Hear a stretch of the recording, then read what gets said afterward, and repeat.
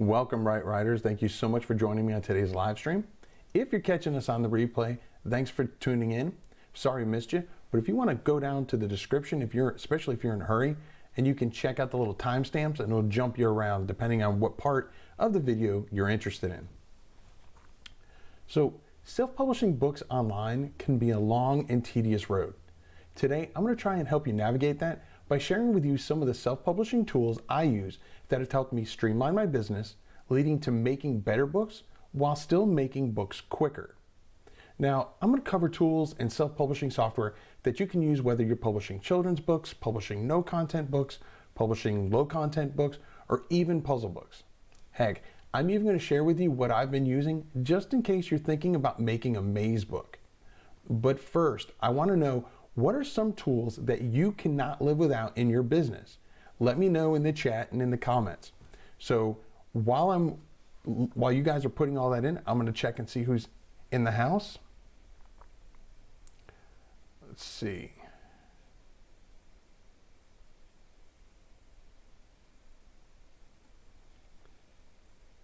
I see we have some lurkers. Looks like we got about 3 people in the house right now. Just let me know you're here. Just say, hey, let me know. You know, here's what I want to know. I haven't asked this before. I would love to know where you're located. Where in the world are you located? Where are you watching me from right here and right now? And if you're watching this on the replay, you're included too. I want to know in the chat. Let me know in the chat and in the comments where you're from. It's actually a beautiful day right now. I'm in the Midwest. I'm in Missouri. It is beautiful. I think it's about 72 is supposed to be the high today, so I'm loving that. So let's see who all's in the house. Christopher's in the house. Kristen Gillum Hornback is in the house. Glad to have you here. Sindra Enlo. Frank's in the house from Morocco. Glad to have you here. Sindra, you're here in Missouri as well. That's great. Great. Let's see. From Douglasville, Georgia, right outside Atlanta. I think I've actually driven through Douglasville because I'm actually from Florida is where I was raised. And so I used to drive I still do, at least a couple times a year. We'll drive straight through here from Missouri, straight down to Florida. Let's see, we got Mansfield, Ohio, but watching at work in Delaware, Ohio. All right, awesome. The lady writes, Katrina's in Illinois. Adam, you're from Poland. Awesome. And Sindra, you're near St. Louis. Awesome. That's great to hear.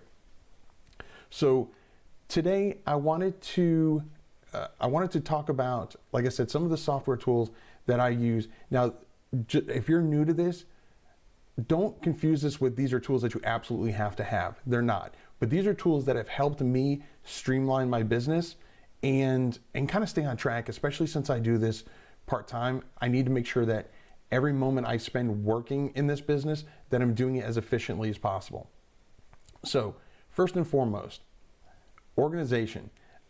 This is what helps me achieve everything that I can get done in a day. And it's on my phone. It's just the Notes app that's on my iPhone.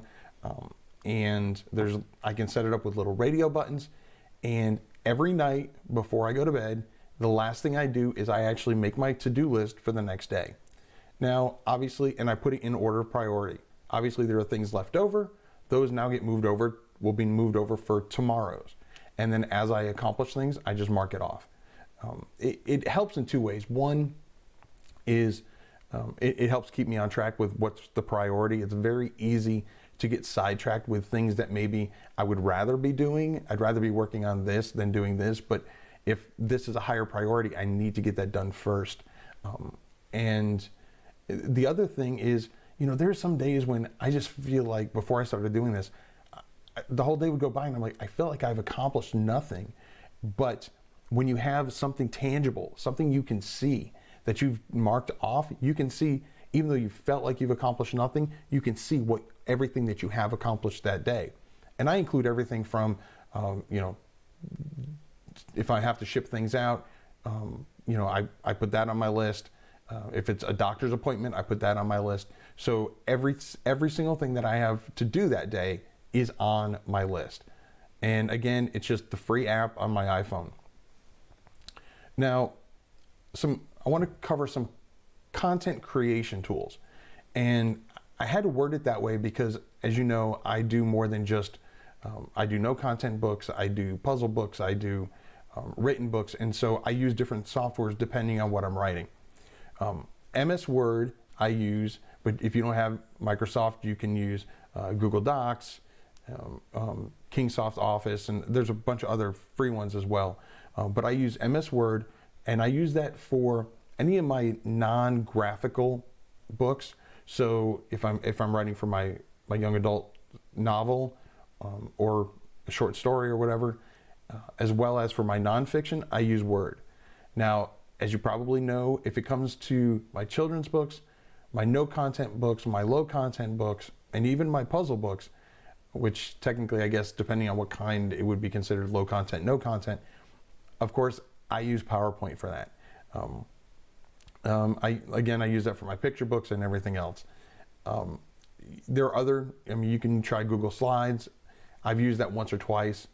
I'm just more comfortable in PowerPoint. There is another software that I'm going to start looking into.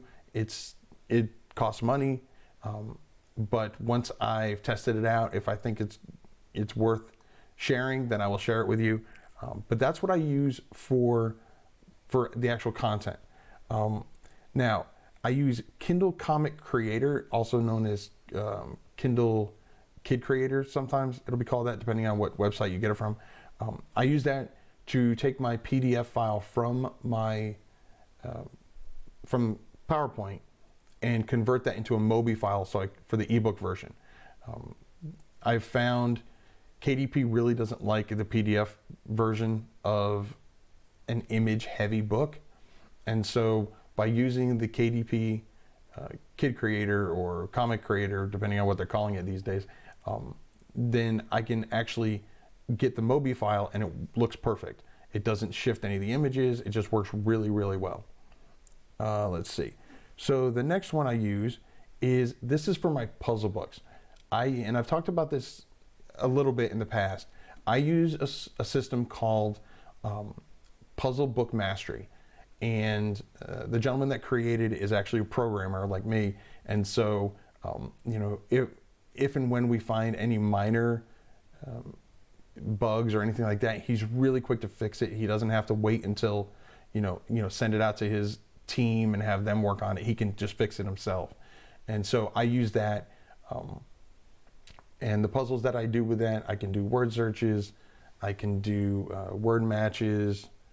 I'm trying to think what else. Word search, word match, word scrambles, where you put the word and it changes it. You can do cryptograms, all different kinds of things. You can do Sudokus through that system. And the great part is it's all web-based, so you don't have to download anything. And so that was a big deal to me, because I try not to download any more stuff on my computer because I don't want to slow it down. So that's what I use for my puzzles. Now, something I talked about before was that I was looking into doing mazes. And if you're looking into doing some maze books, the software I use is called Simply Maze Crazy. And it's actually really easy. There's a slider bar, and you put the complexity you want it to be. You click generate, and then you can download the solution as well as the maze itself. Also, you can change the color of the lines within both the maze itself as well as the lines for the solution. So that makes it so you can make it a little bit more unique. You can even do it so there's no beginning and end, so that way when you download it, you can actually put in images for the start and the end and just put it wherever you want. So just some more variations that you can do. And so that's what I use for my mazes. Now, for my book covers that I don't outsource, I use, as a lot of people know, I use Canva. Canva, you can use the free or the paid version. The free version, it worked well for me for a very long time. And so, there's absolutely nothing wrong with that. Just go to Canva, use it. There's plenty of, templates that you can start with. I don't really use any of their images per se, but I will in the past have used their their templates as kind of a starting point, just to kind of get the thoughts rolling. And then it also, the combinations that they use for the fonts kind of helps, again, bring up some ideas and help when especially if I'm in kind of a rut as far as creativity and coming up with what I want for the cover. That's usually, I use the covers for my no content books and my low content books. Like I said, anything that I freelance, that I go out to, then I usually use my person that I use from Fiverr, and they're great. So let's see if there's anything else. Also, I use something called BookBrush. Now, BookBrush is made for authors, but it's, a lot of people say it's better than Canva or whatever. To me, it's just different than Canva. Canva you can use for like your interiors, and you want to use for your covers and stuff like that. Where BookBrush, I use that for when I'm doing advertising and marketing. That's specifically what BookBrush is great for. Whether you're doing the images or you want to do videos, you can do it all through BookBrush. So I'm going to include links to most, if not all of these, down in the description later. But those are what I use to create my content. Now, of course, for keyword research, I used to use, I'd go in and I'd check out Google Trends, and I would go on Amazon and I would do, I'd go into incognito mode, and I would just, or if you're using Firefox, I think it's called privacy mode. But anyway, and I would go onto Amazon and I would just do my searches that way. But since we're talking about tools that I use to become more efficient and streamline the business, of course, I use Publisher Rocket, formerly known as KDP Rocket. He's talked about in the past, Dave Chesson has talked about in the past, doing it monthly, having a monthly subscription to it. Right now, as of the recording of this, which is October 16th, 2019, it's still just a one-time payment instead of the monthly payment. But I don't know if and when that'll change. Now, here's something that I found. I found this probably about a year ago, and I use it for my reporting, and it's called Book Report. And Book Report, you can get a 14-day free trial if you're making through KDP less than $1,000 a month. Even after that 14 days, it's free. If you're making more than $1,000 a month on average, then it's $19. So let me check. Yeah, $19 a month. So either way, it's pretty reasonably priced. If you're making $1,000 a month or more, you can probably afford $19 a month. And here's what's great about it is you link it to your KDP account, and you can look at your sales from years ago, months ago.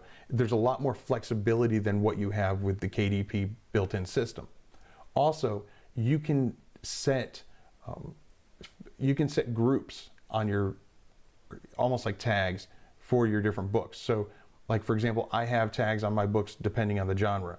So then I can actually I can do a report filtering on genre. So I can see what genre of books are selling better, what time of year, and really drill down on my data for my books, especially if I'm looking to the future and I'm looking to see what new books I want to, or what genres I want to be in, starting in 2020. If I know that this one genre is pulling a lot more sales than one of my others, then it helps me prioritize what books I'm going to work on next. So those are the systems that I use, the systems and softwares and tools that I use to become more efficient. And like I said, to actually allow me, because I'm able to publish quicker, I'm able to get more books out there without sacrificing the quality. Because obviously, and I've said this 100 times, I'll say it a million times more, quality over quantity all the time. And that will get you not only more sales, but more continuous sales. But if you can find ways to be efficient about it, then not only can you put out good quality books, but you can put them out a reasonable amount of quantity because you're able to streamline things. So again, let me know in the chat. I'm gonna head over and let me know in the chat, and if you're watching this on the replay, in the comments, what software or tools you use that your business cannot live without, that maybe I didn't cover. Let's see. Elise is here from France. Glad to have you here. Adnal, I hope I said your name right. Adnal Hakim, glad to see you here. Alaka from Nigeria. We've got people from everywhere. I'm loving it, loving it. The lady writes, Katrina, LibreOffice is a full suite. I'm hoping to play with the PowerPoint aspect of their suite and learn how to do the kids' books from the start of the year. Awesome, that's great. Yeah, I use, like I said, I use PowerPoint.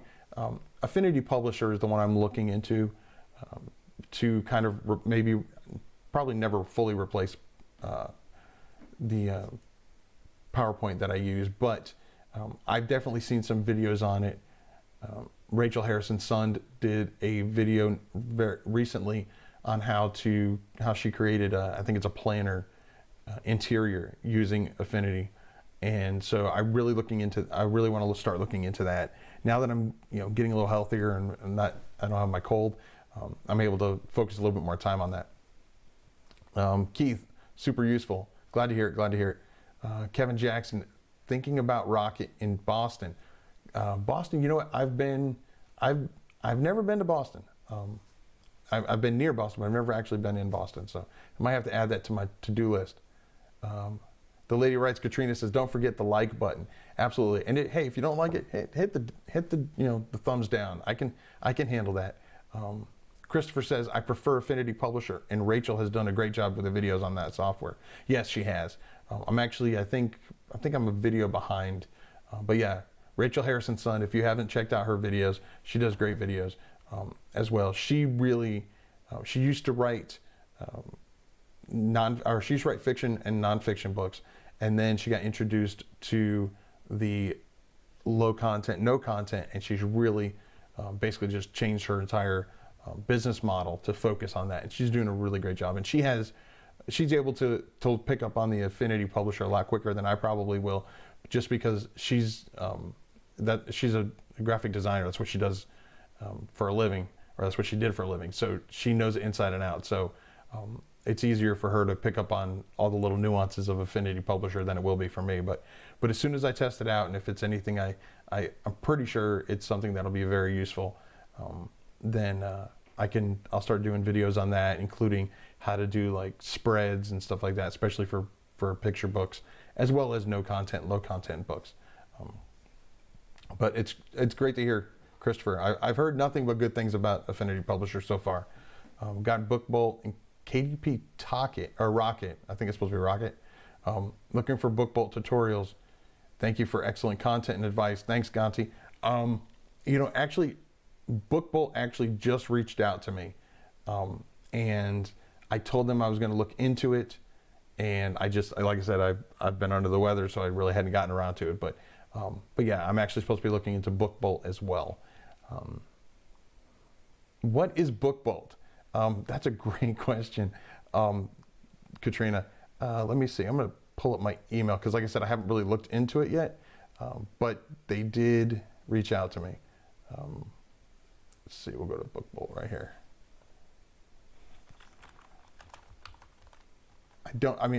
I'll be honest. I get so many offers, and that's I've actually had some people make some comments on my videos about some of my some of the links that I provide, and yes, some of my links, I do get a little bit back if you guys make a sale. But see, here's the thing: I will not promote something that I do not stand behind. If it's not something that I would use, you guys, if I don't think that it's going to help you, I will not share it. My number one priority for this channel is to provide data, content that you deserve, which is top notch. And I've got the top notch viewers and subscribers, and you guys deserve nothing short of that. So, I've turned down so many offers because I don't think it's a good fit.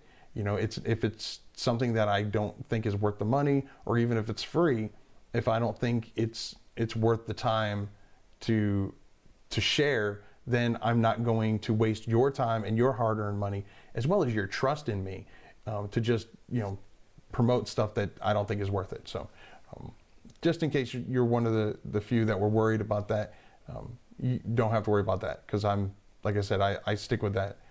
Let's see. The BookBolt software helps KDP users find niches that are selling well on Amazon. This is from their email. Design cover interiors and get them listed in the right keywords quickly. So whether it's, how good it is, I don't know. Like I said, I haven't looked into it yet, but that's what it is. Matter of fact, I just got another email from them today where they're saying, hey, have you looked into that yet? And so that's, like I said, that's definitely on my list of things I'm going to work on this week. So I should be able to give you guys information, at least, some early information on it, like my initial thoughts, within the next week or so. I will say that next week there will not be a live next Wednesday. I will still have a video out. It'll be a pre-recorded video, but I'm going to be out of town, so I will not have a live next Wednesday, but I will have one the following. Okay, so let's go back to the questions. Let's see. So I hope that answered your question, Katrina. Unfortunately, that's all I know is literally what I just read to you. Once I get back into it, I'll, once I look into BookBolt more, I can give you more information. Christopher says he's going to switch to BookBolt also. Okay.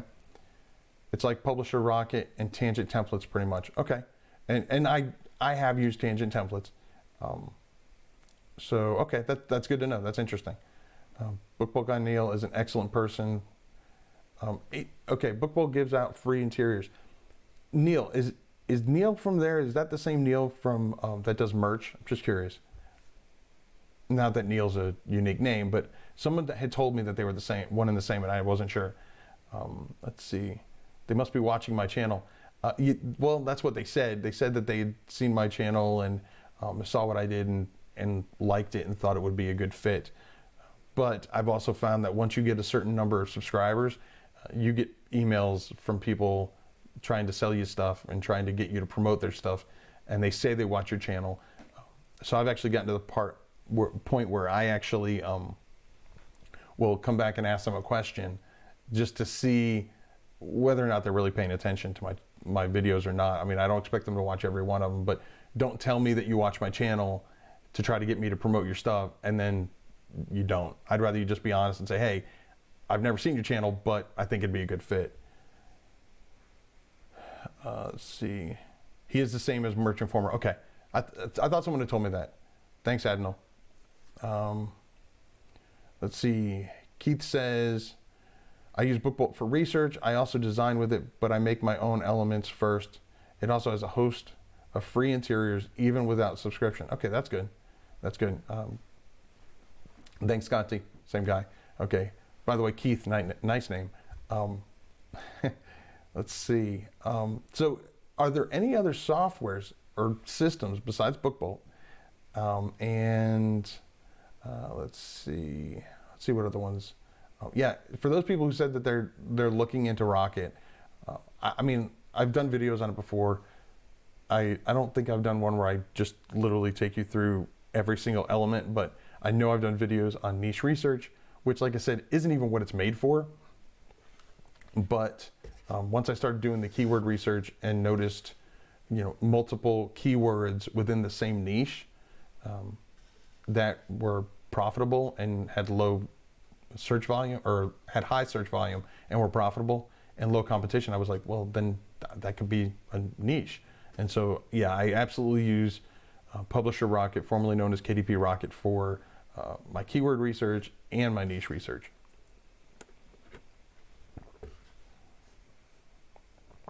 Let's see. Anybody have any question? How's everybody's Q4 started? I've had some mixed reviews as far as fourth quarter. I've had some people say that they haven't seen an increase. Some people said they have. A lot of it, especially before Black Friday, is really still going to depend on your what kind of books you put out and the niches that you're in. My big seller for first quarter is actually one of my lowest sellers when it comes to Q4 until people start holiday shopping. Like I said, Black Friday on, but October, November, it's really low for that particular niche. All right, Katrina says she has to bounce, have to handle another project. Great to catch you live. Have fun. Thanks a lot, Katrina. Thanks for being here. Yes, don't forget the like button. Also, another thing, and I really don't ask this enough, and I probably should, but if you like these videos, whether it's my live or you like one of the pre-recorded ones, feel free to share it. Sharing is caring. Feel free to share it with someone that you think would enjoy it as well, someone that you think can learn from it. Whether that means sharing it in a group, if you're allowed to, sharing it, through Messenger, whatever.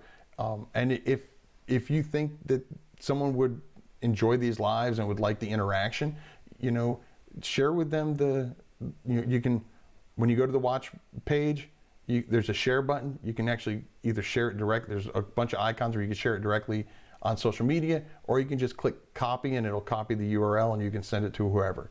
So like I said, no pressure whatsoever, but if you think it would be helpful and someone would enjoy it, even if they're just going to laugh at me and not with me, I can handle that too. Then feel free to share it. I'm surprised, happily surprised, pleasantly, that's the word I was looking for, pleasantly surprised at how fast this channel has grown over the last few months. We're just over 3,500 subscribers, which is amazing. Let's see. Kevin Jackson says, what are the best tools for low content books, journals? Okay, Kevin, that's a good question. I'm gonna ask you for a little bit more information, because are you asking for creating the journals? Are you asking for tools? Just let me know exactly what you're looking for. The best tools for creating the low content, or what? See, and then Frank asks, what is the best tools for cheat sheets? I'm not sure what you mean by cheat sheets. I mean, I guess it depends on what kind of cheat sheet it is. I do some of my cheat sheets I do some in Word, I do some in PowerPoint. Give me a little bit more information, both Kevin and Frank, and I'd love to answer your question, but I need to figure out, I don't want to steer you in the wrong direction. So if you let me know a little bit more about what particular type of tool you're looking for. Can you talk about using versus not using pen names for KDP? I can, Conti. That's actually a great question. I'm not sure exactly what you mean about using them, so I'll give you a little guidance. I also did an entire video on it where I talked about should you use a pen name or not. So if you're looking to use a pen name, as far as like how to do it, it's really not difficult. When you put in the author name, you're going to put in your pen name. Before you use a pen name, I strongly suggest you do two things. One is you go and you look up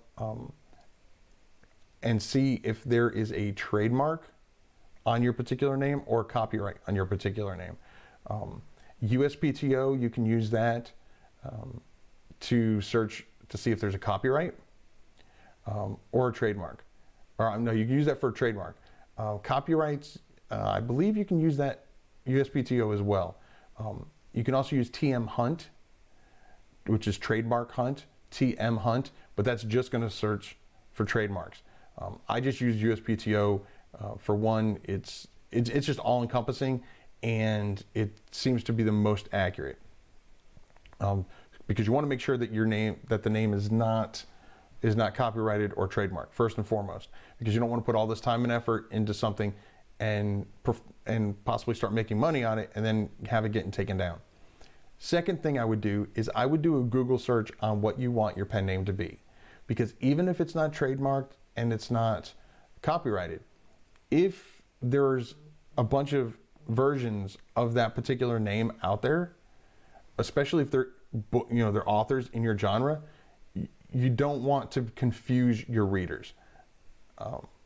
Especially if it's an author, then you can, someone might actually contact Amazon and say you stole their name or whatever. So I would always do a Google search as well and just make sure there's not somebody that's out there already that has a huge following that's under your name. You also want to make sure there's nothing, you might be using a name that ends up having negative connotations that come along with it, which could end up deterring people from buying your book, even though it's not your pen name is not the same person that's in that search. So just doing a little bit of due diligence can really help start you off on the right path right off the bat. Let's see. Sindra says, I'm doing a planner. It seems to be taking forever. Do you have a video on tools you use for planners? I don't. Right now I'm using PowerPoint. I'll be honest, I really don't have a lot of planners out there yet. Believe it or not, there are a lot of people that were doing the planners and everything else, and so I actually kind of put that on the back burner as far as books that are, no content, low content books that I'm going to be working on. I do know, like I said, if you want to look into Affinity Publisher, if you want to check out Rachel Harrison's son's channel, we don't compete against each other. There's plenty of, the pie's big enough where everybody can get a slice. And so Rachel Harrison's son, she's promoted my channel, I promote hers. She does really great videos. And like I said earlier, she recently did a really good video on how to create a planner interior using Affinity Publisher. So if you want to check that video out, Affinity Publisher is, just off the top of my head, and no, I don't have an affiliate link to it.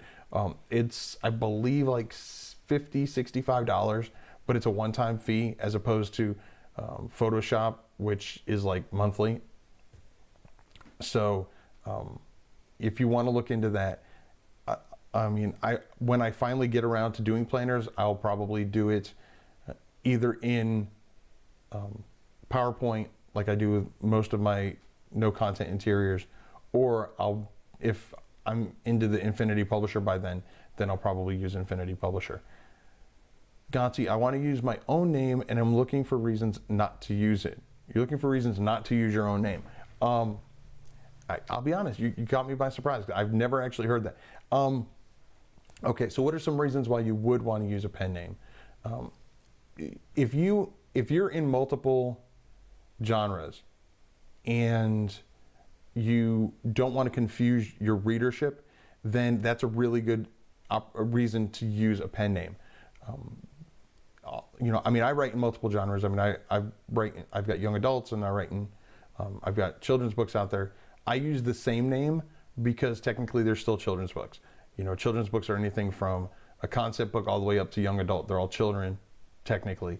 And so I use the same name. I'm not worried about any crossover. I'm not worried about confusing people, especially since a lot of people, they have multiple children. And so I want them to be familiar with my name and know that I do all these different genres within the children's book niche. So that way, they might buy, my young adult novel for their older kids, and then this concept book for their toddlers, and then maybe, something, one of my other book, Mimi's Adventure for their second grader. So those are reasons why you would want to use your name.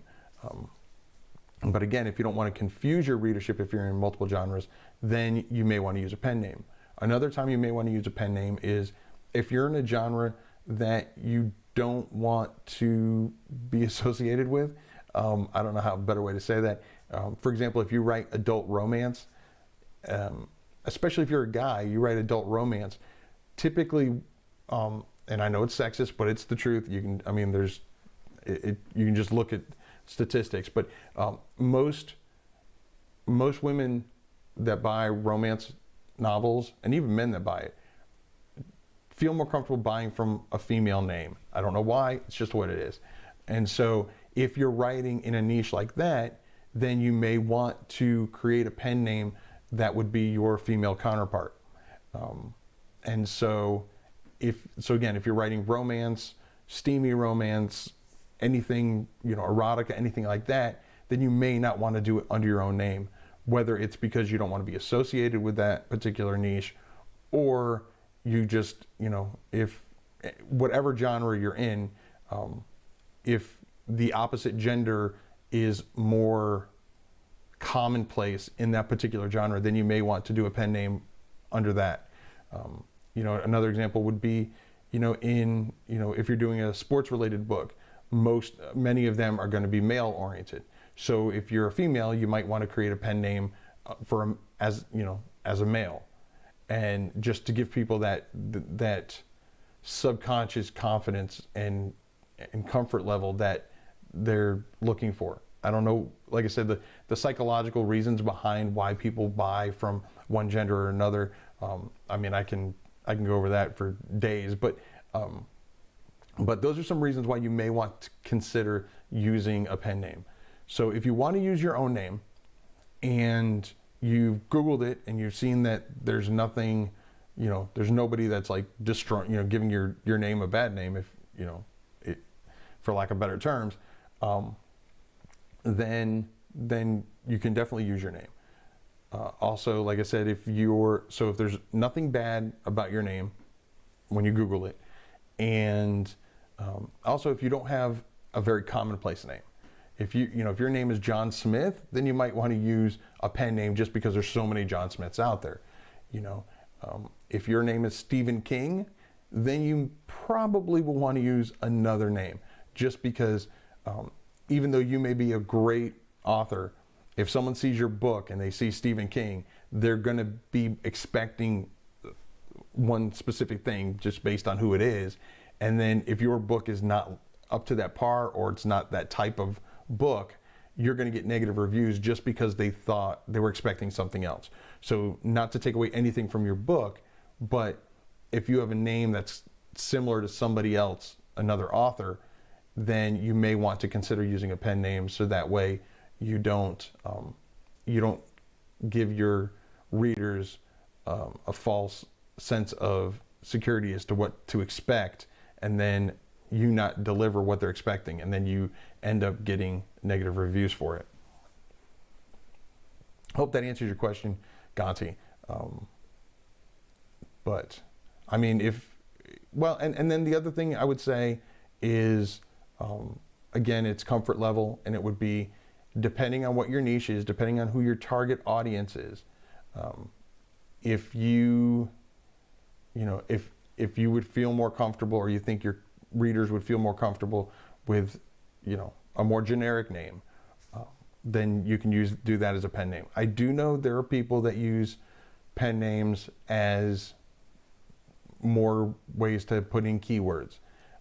KDP has stated in their terms of service that they don't want you to put keywords in your author name or contributor or anything like that. So I would strongly advise against that.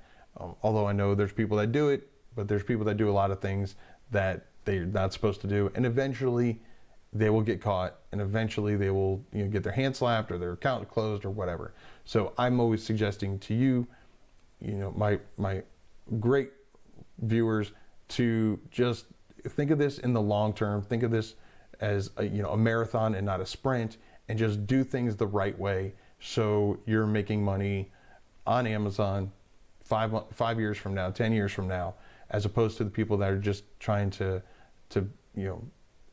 game the system, and then they end up getting closed down after a year.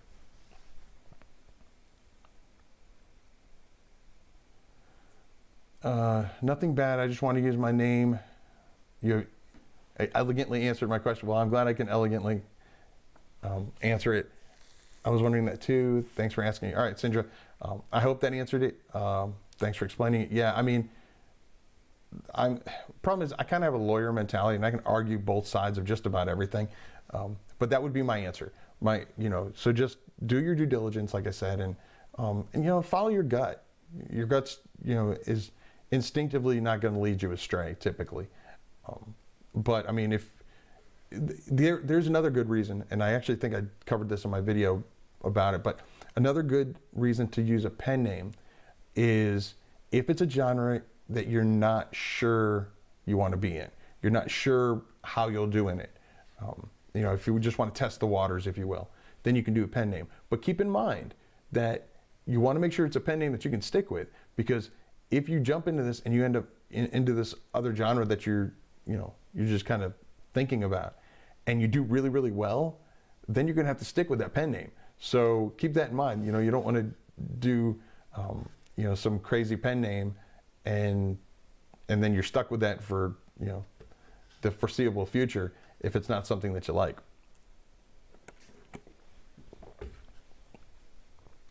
Okay, Kevin, content book journals for creating and publishing. The best tools. Best is kind of subjective. It depends on how comfortable you are with certain systems. Like I said, I use PowerPoint. That's what I use to create my interiors. And I think I've got 2 or 3 videos where I show how I make interiors for my mainly known content interiors is all I've done so far in the videos, that is.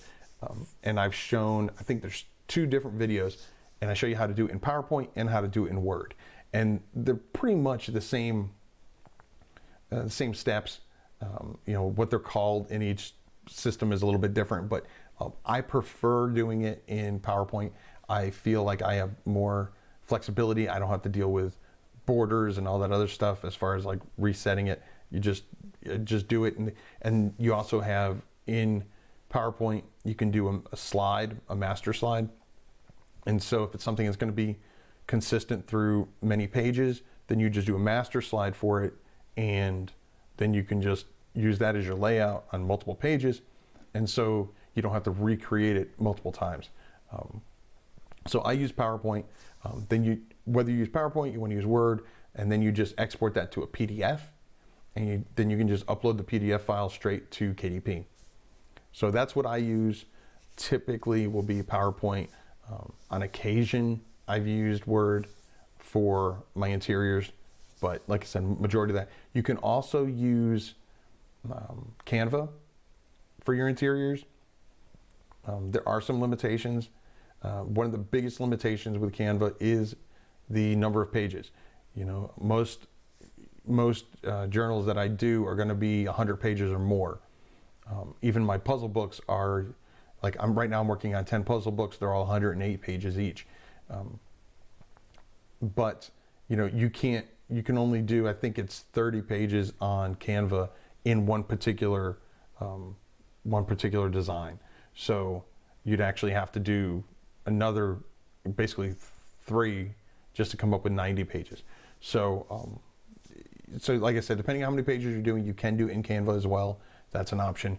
Canva does have free option if you're a little tight on the budget, you can do that as well. If you don't have PowerPoint and you don't have Word, you can also use Google Slides if you want to go the free route.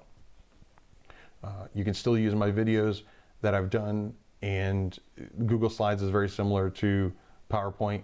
And so, like I said, some of the options will be in a different place, and you may not have as many options available in Google Slides, but that's an option as to what you can use for your interiors as well. Okay, all right. Thanks, King's Queen. Canva updated to 100 pages a couple months ago. That's good to know. I haven't used Canva for my interiors in a while, I'll be honest, but that's good to know. Would Canva be good for a child's coloring book? Yeah, you could do that. I personally still use PowerPoint. But yeah, Canva, you can use that for that. The important thing is to make sure that you're that you set the dimensions correctly right off the bat. You also want to make sure that you set your margins, whether you're going to do bleed or no bleed. But I mean, that's the case whether you use Canva or whether you use PowerPoint. Either way, you're going to have to set those margins as well. But what I typically will do is I'll get the images for the coloring book, and then I'll just insert them into my PowerPoint. each one on its own page. Let's see. Gonti asks, can I have a different master slides for different PowerPoint files? Absolutely. You can have different master slides for different pages inside the same, even inside the same file. So like, here's an example. I will do master slide layout for my right page and for my left page. And on them, I will have the borders already set.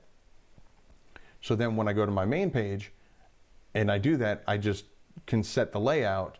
And so all of my right pages will have the correct borders already shown. And then the left pages will have the correct ones shown.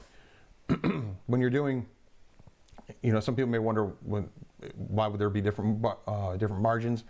You have to take into account the gutter. So when you're looking at a book, the gutter is where the spine is. And so obviously that's going to be a little thicker as a margin than what's going to be on the outside, because you don't want words or your important parts of your image to be stuck inside the actual spine, inside that crease. So for your odd number pages, which is going to be your right page, then your left side is going to be your gutter. So that margin is going to be wider than your other side. So then on the left-hand pages, your gutter is going to be on the right-hand side. And so when you set those gutters, by doing it one time, on the master layouts, then I don't have to do it on all the other ones. Also, it's really helpful when you go in and it's time to clean everything up and get ready to export it. Instead of going in and if I just did margins on the pages themselves and I just duplicated, I do one and I just copy and pasted it 20 times, then I have to go into all those 20 pages and delete the borders. Whereas if you use it as a master slide, I only have to go into the master slide layout and delete the borders on that one page, and it will delete it from all the other pages. So that's one of the bonuses that I really like about using the master slide on my PowerPoint videos or my PowerPoint presentations. Keep in mind that PowerPoint was made for presentations, and so they're slides. So you can't easily do page numbers unless you just manually go in there and type the page numbers out.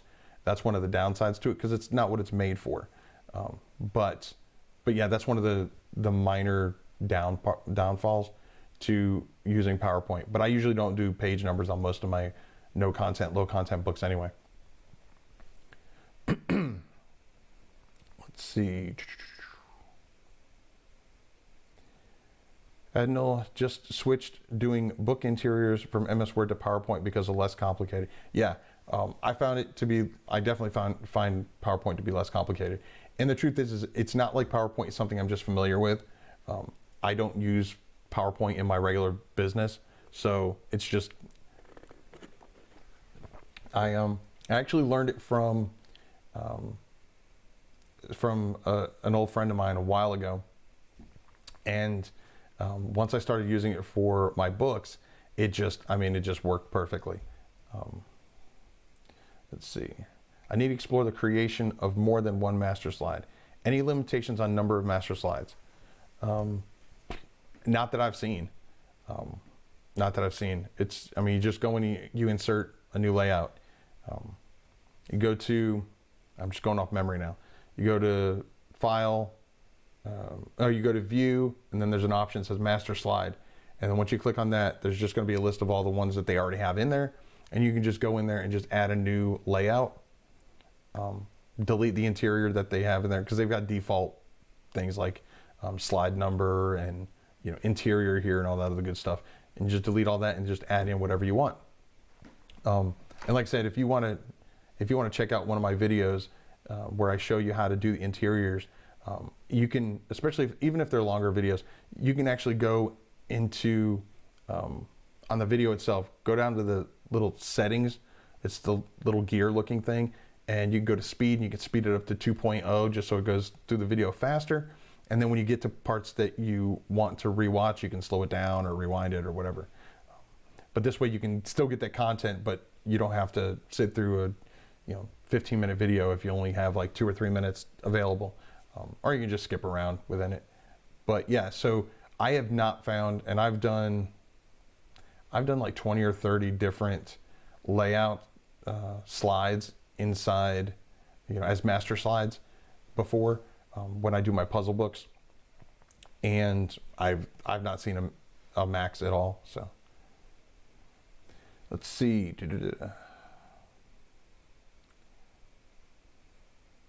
Autocorrect kills me. Yeah. Yeah, autocorrect is a blessing and a curse, especially if it autocorrects and you don't catch it before you hit send or before you hit enter. Yeah, it can be a pain. Let's see. Anybody else have any questions? These are really great questions. Completely off topic, but that's great. I like it. That's why this is the Q&A part. And like I said, if you're watching this on the replay, I'll put timestamps so they can jump around to the Q&A and get the answers to the actual topic as well. I think we'll need a video, Keith, from you on coloring books. I am Christine. I've done a few coloring books. I can show you how I do them. I can show you everything except for the coloring, the images part, because I can't draw stick figures. So I definitely outsource the creation of the coloring books. And then like I said, I literally just go into PowerPoint and I insert them as images. But I mean, if you guys want a video on that, I can show you how to do that. But I've pretty much shown on my other videos how to insert an image, and that's literally all I do. I will say, and it's completely off topic, but I got an email from a viewer, and they were running into issues, and I actually got a couple of these recently, where they're getting rejections from KDP. And I've covered this in another video, but I just want to reiterate. If you're getting rejections from KDP, and they're saying that there's issues with your interior, and it's not clear to you what the issue is, or you've gone back and forth a couple times, my number one suggestion is to reach out to KDP. They're going to send you just a very generic email that says it didn't pass, it got rejected, this is why. And the reason why a lot of times is not clear. Go into your dashboard, go to contact us, and actually go and try to contact them depending on what they say the issue is.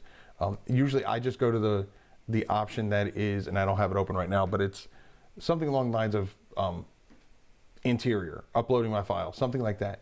And you can either contact them through the phone or you can contact them through email. I prefer doing it, you'll get quicker response if you do it through the phone. I prefer doing it through email only because then I have documentation. So that way, if they tell me to do something and later on down the road I get in trouble for it, I can at least show them documentation. Look, this is what I was told to do. So I have known other people that have used that to help them get out of hot water. But yes, if you get a generic email back that says that it's been rejected and you can't figure out quickly what the reason why is, go contact them, because what I've found is they will actually, and in your email to them, request this. Can you send me an image? Can you send me a picture of where the problem is? And they will actually do a screenshot and circle what the exact issue is. And it makes things so much quicker than playing email tag back and forth and making a change, submitting it, thinking you did it right, 24 hours later find out it's still wrong. That's days that's wasted when you can literally, you get the rejection. If you don't know right off the bat what the problem is, send them a message and ask them for a screenshot of where the issue is. And that will, I've never run into an issue where anybody has come back and said they can't do that. And I've never run into an issue where I've done that and that screenshot hasn't answered my question. So one email, as opposed to spending days going back and forth waiting to get rejected or waiting to get accepted, and you end up getting rejected. So I hope that helps. If anybody else has any kind of issue like that, that's the first thing I would suggest doing, is reaching out to KDP. They really are a great group of people, and believe it or not, there's not nearly as many people behind the scenes at KDP support as you probably think. I thought there were tons, and there's not. There's actually I don't know how many there are, but a lot less than I thought. I mean, I was thinking there was like hundreds probably, and there's probably only a couple dozen. So, so keep that in mind. You know, they are busy, but yeah, just like I said, send that request in, and make sure you specifically ask for a screenshot of, you know, where the issue exists. Obviously, they're not going to take a screenshot of every time that it exists, but they can give you an example, and that should drastically reduce the amount of time you spend troubleshooting, and it should get your book published that much quicker. Also, if you're wondering about bleed and no bleed, because that was one thing that her issue was about, if you pick no bleed, then when you look on screen, when you look at the previewer, your images, your words, everything should be within the dotted lines. If you say with bleed, then your images should go all the way to the edges. It's really that simple. What was happening is she was getting messages saying that she needed to add 0.125 to her margin. And so she just kept making the book bigger and bigger and bigger. And what they really meant was she put no bleed, and her words were just a hair outside the dotted line. So what they really meant is that she needed to bring her words in closer and make sure they're not, but the way they worded it, like I said, because it was just the generic response, wasn't making it clear enough. But once she reached out to me and I explained to, you know, she sent me a screenshot and I explained to her what the issue probably was, and she did send an email like I suggested, and she got back from them and they told her the exact same thing, and now her book is published. Instead of, I think she said she tried to fix it like 4 times. And so, I mean, if you think about with 24-hour turnaround to get approval, I mean, that's 4 days at the minimum that were wasted, that could have been avoided just by sending that message. So I hope at least one other person gets helped out by that. And it's so easy to do. Like, I mean, you just go to contact us and you pick the right option, and, you know, like I said, make sure that you ask for a screenshot example. Christine, you laughing at me? I don't know what you're laughing at me about, but that's all right. I get laughed at all the time. All right, does anybody have any last questions? Questions, comments, concerns, suggestions for future videos? I only have so many ideas up in here, and every time I come up with an idea, I do, going back to my organization, I put it in my notes for future videos. And I actually have 2 different notes for that. I've got future lives and I have future recorded videos. So like my tutorials and stuff like that would be recorded videos. And so that's what I do. So if you have any ideas, let me know, whether it's on the live or it's, you want to do it later in chat, or you can email me at kwheelerbooks@gmail.com. However you want to let me know, carrier pigeon, I don't care. But just let me know and I will try to add it to my list. And I don't just put things at the bottom of my list. It depends on the popularity of it. If it's something I have to research, like for example, if, affinity publisher videos, it's going to take me longer to do than, a tutorial on how to upload to Draft2Digital. That one's going to be easier because I use Draft2Digital and I know it, so I don't have to research anything, So if you have ideas, let me know and I'll throw them in the appropriate order. Do you have any videos on how to use Rocket software for keywords? That's a great question. I do show how I use Publisher Rocket. I have 2 videos where I show how I use it. I use the keyword research feature. It's basically I use it for niche research in the videos, but it's really the same concept. So if you want to check out one of those videos, I will do one on how to use it for keywords as well. I plan on doing one for how to use it for keywords, how to use it for categories, as well as how to use it for Amazon keywords for when you're doing Amazon ads. And that's a whole nother thing, because I've run into some issues where I bit myself in the foot by not doing what KDP Rocket or what Publisher Rocket tells me to do. And so I learned my mistake on that. Author Central Creation do's and don'ts. Okay, that's a good one, Gonti. I do have a video on how to set up Author Central account. And if you're out there and you're an author or a publisher and you do not have an Author Central account, then you need to get one yesterday.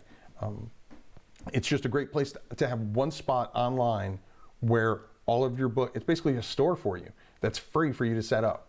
And all of your books under that pen name, if you're doing it under a pen name, all in one location. It's great. And you can use Author Central to go in and you can check your sales.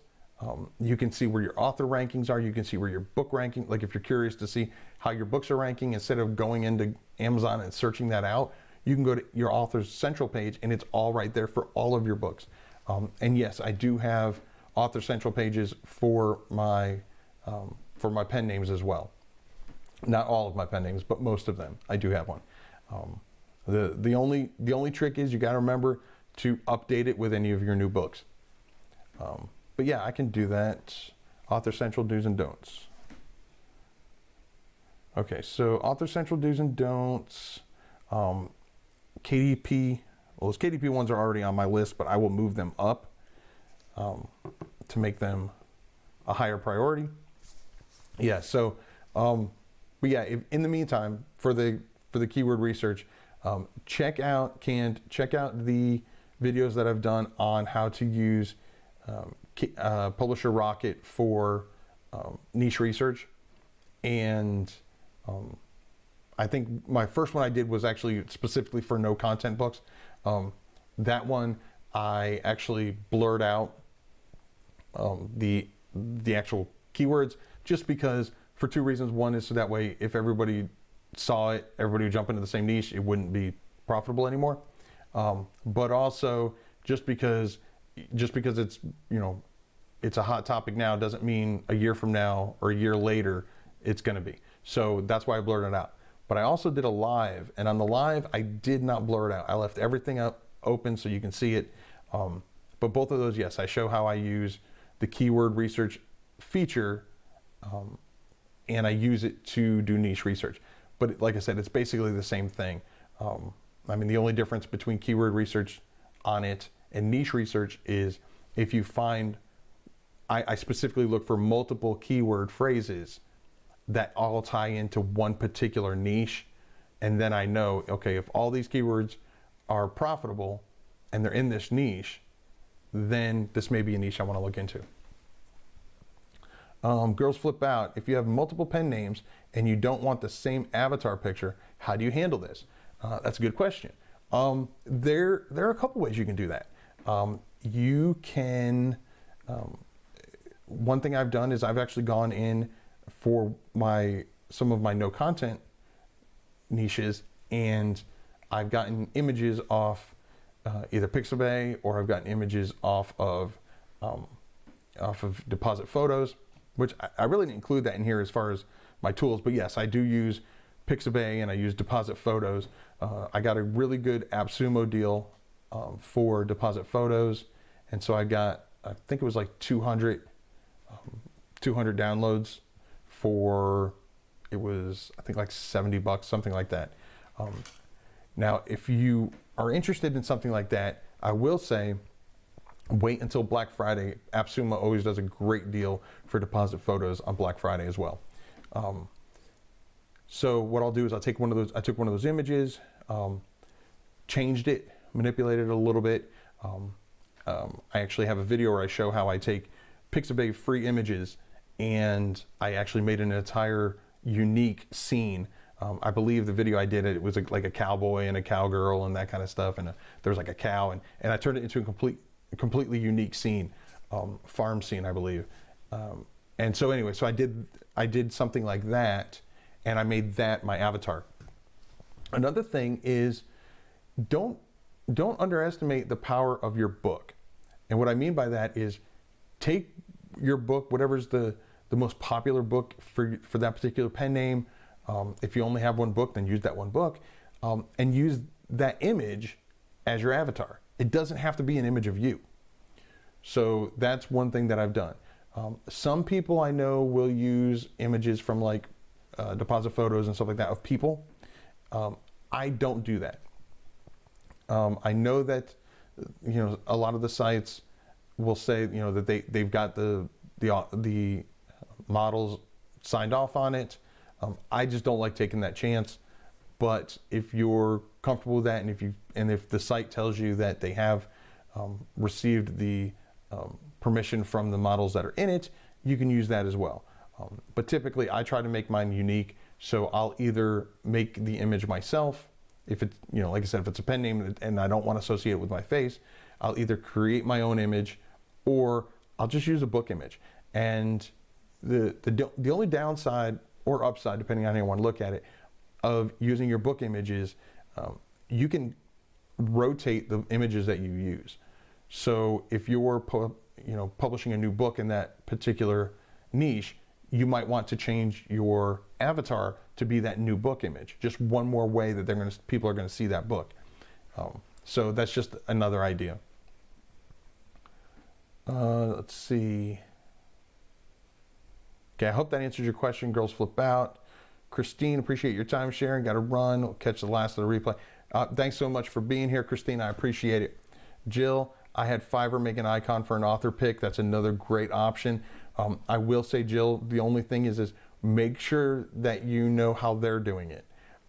They could be, even though you're paying them, if they're taking an image, like a picture of somebody, and they don't have the rights to that image, or they don't have the rights to that model's picture, and you use it, you could be the one getting in trouble, even though you paid for it. It's kind of like in possession of stolen goods. Just because you paid for it doesn't keep you free from repercussions of it. So just be wary of that. A lot of people actually got into a similar problem in the past years because they were hiring Fiverr VAs to do review swaps and just to basically do fake reviews. Just because they're the one doing it, it's still on your account, so you're still going to be the one getting in trouble for it. So just be wary of that. Girls Flip Out, not a scene but a headshot because some people want to see an individual to relate to. Yeah, you can. Another thing that you can do is there are plenty of apps where you can take a picture of yourself or a picture of someone and basically make it into a cartoon.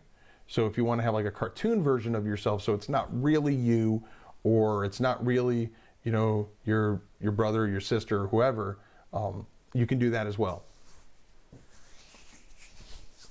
Let's see. Effie Loves America. Have you used Pinterest ads or Facebook ads for low content? I have not used Pinterest ads. I have used Facebook ads. I use Facebook ads for a couple of my low content books. And they were, in the niche I was in, they were actually pretty successful. I've also used Facebook ads for my young adult novel, and it was successful there as well. I personally still lean towards Amazon ads, formerly known as AMS ads. And the reason why is a couple. One is it is by far the easiest to learn, easiest to get started, and the least expensive. You can actually start with as little as $1 a day as your budget. And Amazon is, I don't know if it's good or bad, but very seldom will they actually meet my my budget for the day. Whereas Facebook and for that matter Instagram ads as well, they will blow through my budget, and sometimes they've actually gone over, which kind of ticked me off because it's like, what's the sense in setting a budget if they're going to go too high? But I have not used Pinterest ads. Interested in Pinterest advertising? I do have a Pinterest account. I think I have, last I checked, it was like 11,000 views on average a month. I really haven't been updating it too often as I should probably. But yeah, I've not done Pinterest ads. But I'd be interested in anybody who has. Let me know how it's worked for you. Using Amazon ads makes sense first to me because they are on the site looking best time. Exactly. That's a great point, Jill, and that's actually one that I meant to bring up. Another advantage of Amazon ads is people are there to buy. They're on Amazon to buy. That's why they're there, because that's what Amazon's for. Whereas if you use any of the other social media ones, people are there for social media. So basically you have to, like let's say Facebook, you have to convince them, they're there to socialize. They're there to, watch, see what their friends are doing and people that they didn't like in high school. That's what they're doing. And so you have to get them off that site, or not really off that site, but off that page that they're on, get them over to your ad. Then you have to convince them to buy. They may not be in the mindset of buying, and then convince them to buy. And then you got to convince them to buy your book. Whereas on Amazon, they're already in the buying mindset. So now it's just a matter of, I'm already here to buy. I'm already here to buy a book. Now all I have to do is be told to buy your book. And so it's a lot less, it's a lot easier to get that click. It's a lot easier to get that buy, from my experience. Good point, Jill. Didn't like their friends in high school, yeah. It's the truth. I mean, I'm friends with, here's what you need to ask yourself. If you don't believe in what I said, if you don't believe that there are people that you didn't like in high school, ask yourself, go through your friends list on whatever social media and ask, one, do you even know them? And two, if they were here, if they were face to face, would you be friends with them? Would you be hanging out with them? Probably not. I bet your friends list would go a lot shorter. I know mine would. And that would, I hate to say it, but even some of my family list would be a lot smaller. But anybody have any more questions? Life is too short. Exactly. And that's one reason why I always try to make things funny. I try to just be more relaxed. I'll be honest. We'll talk about this in a couple months, but when we talk about doing New Year's resolutions, I have had for the last 4 years the same New Year's resolution, and I can say with 100% certainty that I've kept it every single day of every single year for all 4 years. And what that is my resolution was to make someone smile every day.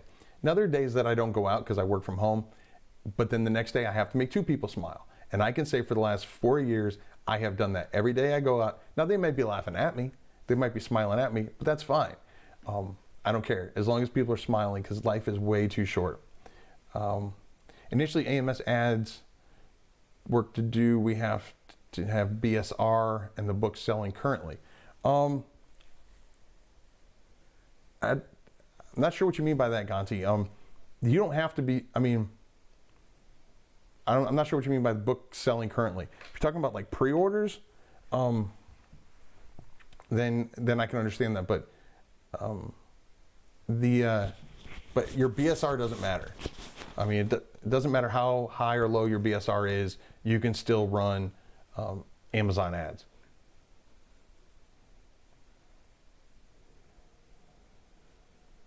And also keep one thing in mind, when it comes to Amazon ads, or when it comes to BSR, that's just a snapshot of what your book is. So, let's be honest. I mean, even if my book hits #1 overall, which would be great, but if it's just #1 for 1 hour of one day, that's less important to me as if I have one that's in the 10,000s, but it stays there consistently. That's going to bring in more sales right off the bat, and for the long haul, as opposed to just if you're just there for 1 hour. So don't worry so much on BSR. People pay so much attention to that. Yes, you want a higher ranking because then you get more visibility, but that's what it all comes down to, is visibility. So it's just like when people make such a big deal about getting the bestseller, the little bestseller icon. I mean, yes, I can say I've been 5-time international #1 best-selling author, but what does that mean? It's bragging rights. That's it, right? It's not gonna, you can't take that to the bank. So what's important is, again, putting out the high quality, using ads wisely, so that way you're getting sales consistently and you make sure that you're being efficient with your ads, and that your ads are making you money and not losing you money, and that you watch your ads regularly. And I don't mean like hover over it all day long, but check them at least once or twice a day. And that goes for any type of ad.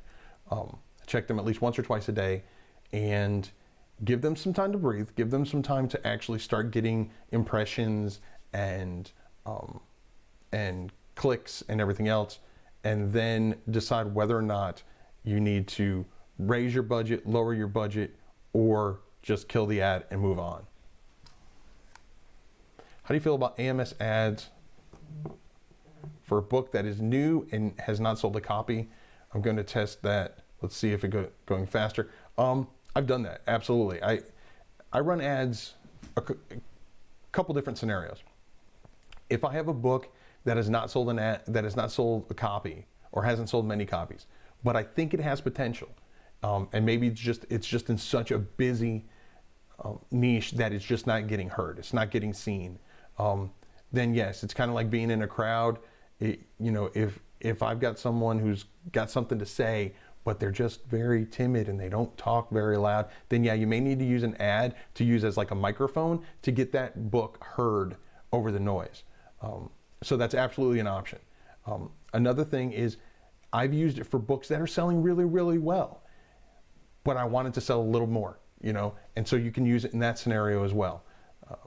So, I mean, and that's the great thing about Amazon ads, is it's because it's so much easier to convince people to do a sale, since they're already there to buy. So typically you'll get less impressions to purchases, or it'll be a shorter ratio than one of the other, like whether you use Pinterest ads or Facebook ads. But also, because the budget is so low, you can test on it and not go broke, and just test it out for a little while and see. But yes, absolutely, I have used it on books that have not sold one copy. So I hope that helps, Jill. I'd love to. You said you're going to test that out. Let me know how it goes. A really good thing is, especially if it's a new release, because you keep in mind that when you're in the new release, you're actually, for 30 days, your book is going to be in what they used to call hot new releases. Now they just call new releases, but it's for your particular, for all the categories that you're in. So if your book is in 10 categories, which it can be up to 10 categories for paperback and up to 10 for ebook, if it's in those 10 categories and it's a new release, it's within that first 30 days, then it's now in the new release version of those categories. So now you're in 20 different categories for your ebook, 20 different categories for your paperback, and now you start putting ads in there that helps you move up when you get sales into those categories. So it'll help you be more visible, and when you're running ads, your ads will be shown when people do searches on those, whether you're using keywords or using product placement ones. If the book is not selling, I think Amazon ad does not show the book. No, absolutely no. If it's not selling, meaning you haven't sold a copy, no, absolutely. If your book is live, then you can still run Amazon ads, and Amazon will still show that, as long as you're using, it depends on whether you're using keywords. It depends on the keywords you're using for your ads, depending on what type of ad you're running through AMS or Amazon ads. But absolutely, Amazon will still show your ads if your book is live, regardless of whether it has any sales or not. And yes, Ganti, I agree. Jill, I would love to know what your results are. You can let us know in the comments. You can email me and let me know, and I'll just update everybody if you're okay with that. Or you can head on over to the Self-Publishing Today Facebook group. Make sure you answer the 3 questions so you can get accepted. I've had a couple people in there, that put in the request to go there, and they get denied because they don't answer the 3 questions, or they answer 1 question or 2 questions. Nope, got to answer 3. I mean, it's a simple instruction. They're really easy questions. It's like, do you subscribe to Keith Wheeler Books on YouTube? Regardless of whether you say yes or no, you'll still get accepted as long as you answer the other 2 questions. So there is no right or wrong answer. You just need to answer them. It's actually not true. The last one actually has a right answer. It basically just says that the group is not for promoting yourself and pushing your books and stuff like that. If you understand that, type OK. And if you don't type OK, then you don't get accepted. But other than that, there's no right or wrong answer. Yeah, no problem, Ganti. It's very confusing. I mean, it's a very, and Amazon is always ever changing. So it may have been true in the past, and you were just given old information. That's always possible. The other thing is you have to be weary about people that say that they're call themselves gurus and call themselves knowledgeable in a certain area. That again, do your due diligence and make sure that they really are knowledgeable, that they do have books out there, that they know what they're talking about. Not necessarily that the books have to be doing great, because I mean, if you look up some of my books are probably in the 1 millions because I'm not running ads to them right now. So because I'm prepping up for fourth quarter, for later in fourth quarter. But I mean, there are people out there that call themselves gurus that have not published a book since 2014.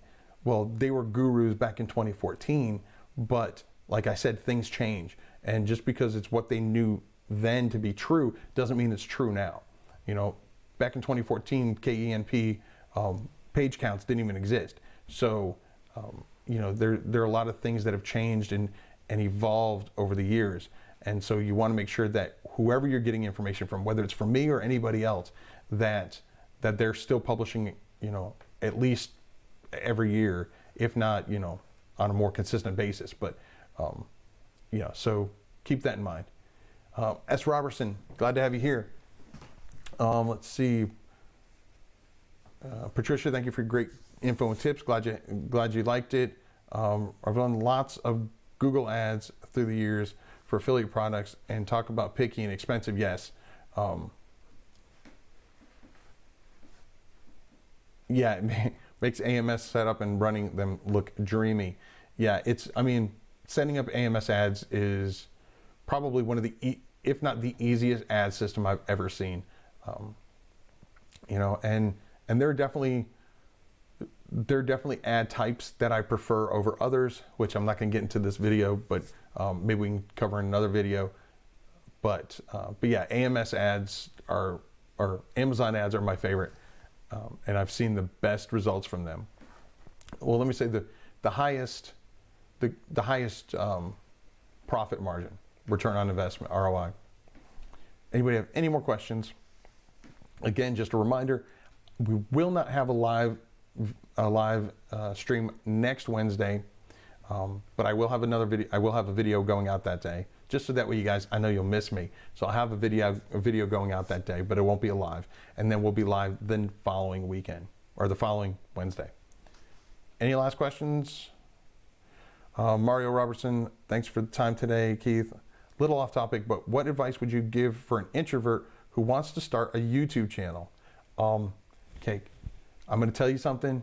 It's a big secret, but I'm actually quite an introvert, believe it or not. It's all a mindset. I can talk to you kind of off screen about this, but just start out small. You're just like when you write for the first time, whether you publish for the first time, you're not going to be perfect. I mean, I've been doing this a little over a year, and I still have live streams when when the audio's not working or there's lag or whatever, and you just need to be accepting of imperfection,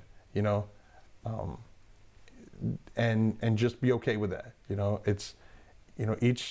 I know she's not here now, but Katrina the lady writes Katrina, she has a YouTube channel where she started doing videos, and she started doing lives, and she got, she was really nervous the first couple ones, and I made sure that I was there, and I told her, you're doing a great job and stuff like that. It's sometimes you just got to enjoy the suck. I mean, it's not going to be great right off the top, but another thing you can do is start off with pre-recorded videos, so that way you can edit them and you can try to make it as clean as possible. Definitely lives are more nerve-wracking than doing something pre-recorded. I hope those few tips help. You're very welcome, Jill. Thanks, Gonti, for being here. Yanis Miller, thanks for all your time and help. Brilliant advice. Glad to have you here. I look very confident when I talk. Well, I like to talk, don't get me wrong, but yeah, no, I'm nervous. You should actually see me before the videos. I actually have to meditate a little bit, kind of get in a mindset. But yes, I'm actually quite an introvert. I'm even in family reunions, unless it's somebody that I'm very comfortable with, I'll usually just be in the corner somewhere. Usually wherever the punch bowl is. All right, any more questions? All right, I'm gonna, like I said, when this gets done through YouTube, I will add in the timestamps for those people who jumped in a little bit later, and that will help when the Q&A starts, when the content is. The content was actually really quick. I mean, I just had a few points where I talked about some software packages, some software, some tools that I use that really help me be more efficient with my time and help me publish more books quicker. But until next time, again, I won't be here live next week, but there will be a video. Until next time, I'm Keith Wheeler, and remember to write right.